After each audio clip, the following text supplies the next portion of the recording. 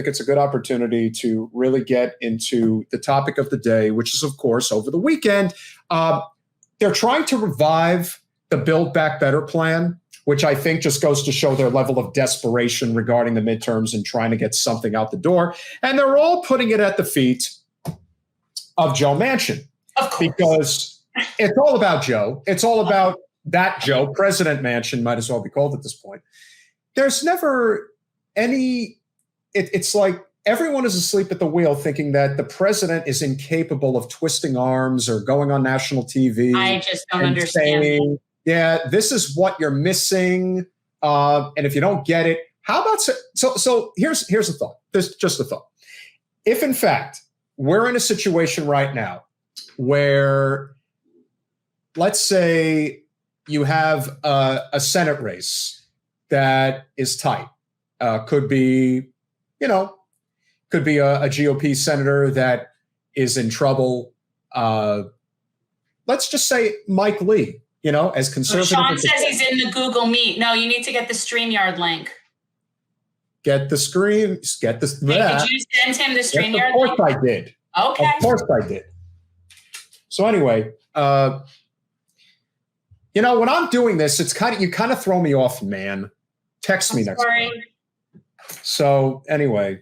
Here's my thing. If the president is so be all powerful that we all have to think this is the most important election of our lifetime, which, by the way, shout out to Status Coup for that really good compilation of people. It's the most important election of our lifetime for the last 20 years. If you guys haven't seen it, it's really funny. But anyway, if the president is so be all powerful that that Trump was so powerful and so able to destroy this country, then why can't this president do anything?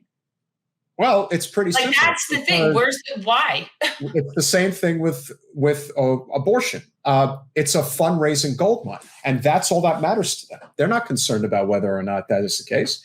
When I was in New Hampshire and I had to listen to Marty Walsh, that mayor of Boston who was electioneering with Bill Clinton in my brother's neighborhood, which is illegal. And they did it during the 2016 primary in Massachusetts. And everyone knew that they were doing it all day and preventing Bernie voters from getting in there and telling people how to vote. Yeah, that's a crime. And they got away with that in many places. Just wanted to put that out there.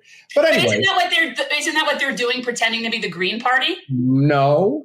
In this case, Marty Walsh was there basically telling the crowd in New Hampshire that every election is the most important election of your life. Oh, right. No, I just meant in terms of cheating and electioneering and going behind people, not playing fair with their campaign strategy. Why play fair when you can scare the hell out of everybody into thinking that every election is the last one of your life if you don't do something about it? Because the truth is, did Bo did a good video on that too? I'll have to say, I can't imagine I missed a Bo video.